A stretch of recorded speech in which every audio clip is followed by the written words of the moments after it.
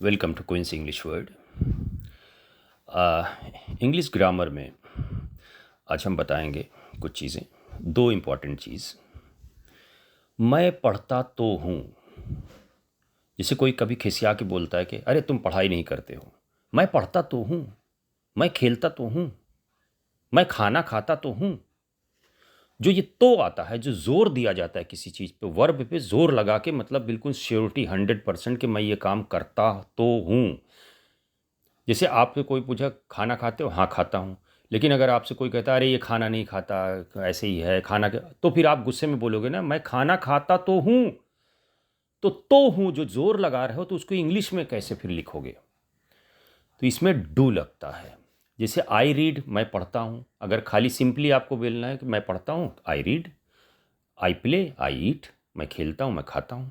लेकिन जब आपको जोर लगाना है तो डू लगाना पड़ेगा फिर आपको।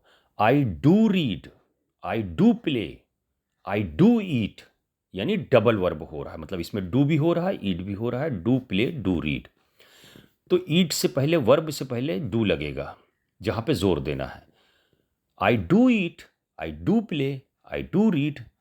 एक तो ये हो गया। मैं खाना खाता तो हूं, मैं खेलता तो हूं, मैं खाना खाता तो हूं, मैं पढ़ता तो हूं। अब दूसरा है had it not been. Had it not been, ये क्या है? Had it not been your case I would not have helped.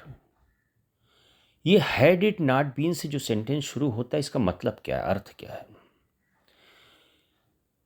ये इसलिए है, इसका अर्थ ये हुआ कि अगर ये तुम्हारी बात ना होती, अगर ये तुम्हारा केस ना होता तो मैं हेल्प ना करता। अगर मुझे वो काम ना करना होता, अगर वो बात ना होती तो मैं वो ना करता।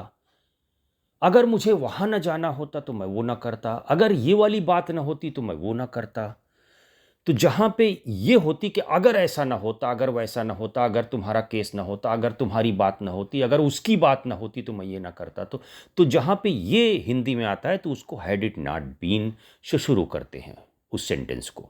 जैसे इसमें है, एक मैं हिंदी में बताता हूं कि अगर ये तुम्हारा केस ना होता तो मैंने हेल्प ना किया होता या मैं हेल्प ना करता। तो यहां पे लगेगा had it not been your case comma I would not have helped. अगर ये तुम्हारा केस ना होता तो मैं हेल्प ना करता।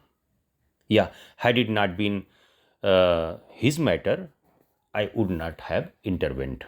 मतलब अगर ये उसका मैटर ना होता तो मैं इंटरवेंट ना करता या मैं इसमें हस्तक्षेप ना करता। तो हैड इट नॉट बीन से ऐसे सेंटेंस शुरू होते हैं।